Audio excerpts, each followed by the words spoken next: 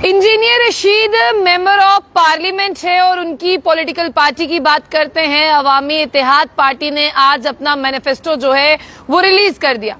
यानी उनकी पार्टी का क्या एजेंडा है इन चुनावों को लेकर और उनकी पार्टी जो है वो किस तरह से लोगों की खिदमत करेगी, इसको लेकर उन्होंने कुछ चीजें जो है वो जाहिर की हैं, वो आपके सामने जो है वो रखते हैं। लेकिन अब जम्मू कश्मीर के लोगों को सोचना है और पर्टिकुलरली अवामी इत्तेहाद पार्टी की मैं बात करूं, यहां पर जो इंजीनियर रशीद की पार्टी है जिसमें आपने देखा कि उनके बेटे जो हैं वो घर घर जा रहे हैं और ऐसा ही लोकसभा चुनावों में हुआ था कि एक लहर आई जिसने इंजीनियर रशीद की बातों को समझा और उस लहर ने जो है तमाम लोगों की, अगर मैं बात करूं, वो उनसे जुड़े और उन्होंने जो है उन्हें वोट भी दिए। और उनके अपोजिट की मैं बात करूं, उनके अपोजिट में जो है उमर अब्दुल्ला थे। उमर अब्दुल्ला को जो है इंजीनियर रशीद ने जो है वो हराया। और साथ ही साथ बात करते हैं, उन्होंने मेंबर ऑफ पार्लियामेंट की जो है वो ओथ भी ली। 2 घंटे का कस्टडी पैरोल जो है वो उन्हें मिला था।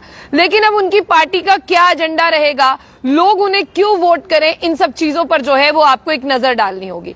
आज ही के दिन मैं आपको बता दूं कि यहां पर जो है उनकी पार्टी का मैनिफेस्टो जो है वो रिलीज हुआ है और उसी के साथ अगर बात करते हैं, यहां पर उन्होंने साफ तौर पर कहा है कि बिना कंडीशन के, यानी किसी भी शर्त के बिना, जितने भी जेल के अंदर प्रिजनर्स हैं, कैदी हैं, उन्हें रिहाई मिलेगी। यानी अगर उनकी पार्टी इख्तियार में आती है तो उन्हें जो है वो रिहा किया जाएगा। ये सबसे बड़ा जो है उनका एक मेन पॉइंट है जो आज उनके मैनिफेस्टो में जो है वो दिखा।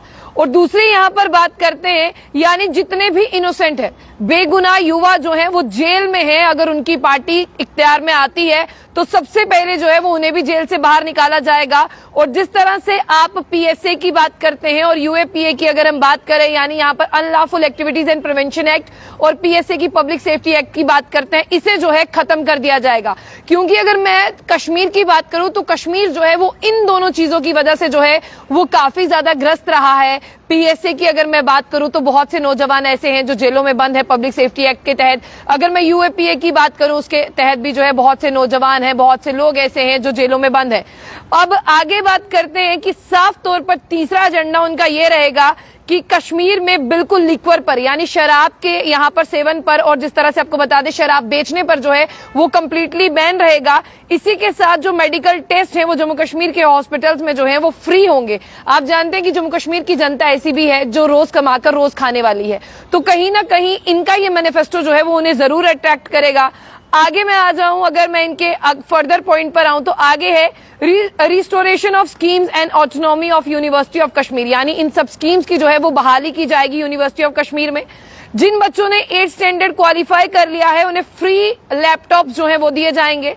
और सबसे बड़ी बात है, जो बच्चे या जो लोग जम्मू कश्मीर के बाहर जाकर काम कर रहे हैं उन्हें सेफ्टी प्रोवाइड की जाएगी, उन्हें सेफ गार्ड प्रोवाइड किया जाएगा। जो बच्चे जम्मू कश्मीर से जाकर जो है वो बाहर काम कर रहे हैं, या जो लोग अपना जम्मू कश्मीर से बाहर जाकर बिजनेस कर रहे हैं भारत के अलग अलग हिस्सों में, आप जानते हैं उनकी सेफ्टी जो है वो नहीं है, उन्हें सेफ्टी दी जाएगी। अगर मैं 1-2 आपको उदाहरण दे दूं तो आपने ऐसी बहुत सी जो है वो खबरें सुनी होंगी कि आपने एक सोशल मीडिया पर यहाँ पर वीडियो भी वायरल होते हुए देखा था कि कश्मीर के नौजवान जो है वो भारत के किसी और कोने में जाकर ड्राई फ्रूट का बिजनेस कर रहे थे।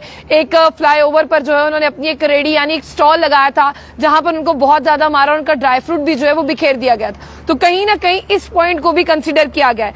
आगे मैं आपको यह भी बता दूं कि उन्होंने साफ तौर पर यह कहा है दरबार मूव, सबसे बड़ा पॉइंट है यहां पर दरबार मूव, जो कि यहीं पर, यानी इनके हवाले से ये कहना है कि दरबार मूव जो है वो जम्मू कश्मीर की परंपरा थी जिसे लेफ्टिनेंट गवर्नर ने जो है वो आने के बाद पूरी तरह से बंद कर दिया है।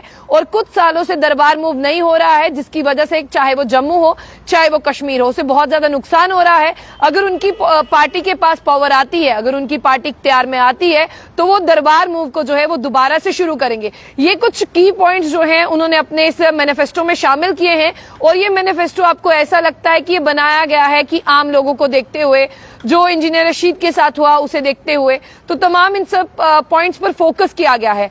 चाहे आपने एनसी का मैनिफेस्टो देखा, भारतीय जनता पार्टी का देखा, चाहे आपने पीडीपी का मैनिफेस्टो देखा, अपनी पार्टी का देखा, लेकिन अब आपके पास जो मैनिफेस्टो है वो अवामी इत्तेहाद पार्टी का भी है, जो मेंबर ऑफ पार्लियामेंट है इंजीनियर रशीद, जिनके बेटे बहुत ज्यादा मेहनत कर रहे हैं, अबरार रशीद। आपने देखा कि उनके भाई ने भी कुछ दिन पहले वॉलंटरी रिटायरमेंट ली जो एक्सेप्ट हो गई। लेकिन अब जम्मू कश्मीर के लोगों के पास समय है, घर घर चर्चा हो रही है मैनिफेस्टो को लेकर। ये मैनिफेस्टो की चर्चा सिर्फ घर घर नहीं करनी, इस मैनिफेस्टो को पढ़ना है और इस पर आपको समझना है और आपको वोट किसको देना है, ये आपका वोट है, ये आपका राइट है, लेकिन आप अपने वोट को सही तरह से इस्तेमाल करें, इतना मनोबल भी आपके पास होना चाहिए। फिलहाल के लिए आप किसे वोट कर रहे हैं, ये आपका पर्सनल डिसीजन है, लेकिन हमारी ये राय रहती है कि आप लोग इन सब मैनिफेस्टो को पढ़ें और उसके बाद में अपना डिसीजन लें। जाने से पहले आप कमेंट बॉक्स अपनी राय रखिए और जो बुलेटिन न्यूज को लाइक और फॉलो करना ना भूलें। अगले अपडेट्स के लिए देखते रहिए जो बुलेटिन न्यूज।